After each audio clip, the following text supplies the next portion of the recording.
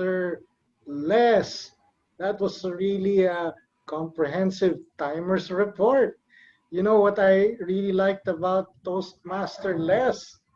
I don't know if you noticed, not only did he have a background, he had fans. Okay. I said, oh, where do you get those? I want to buy something like that. Okay. I think we all should have our own kind of props. Me, as for me, I bought envelopes from the bookstore.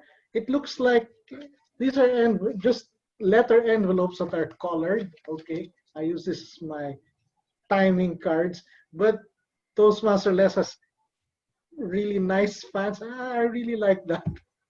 Anyway, good job, Toastmaster Les. Ladies and gentlemen, let's give our timer a big round of applause. Good job.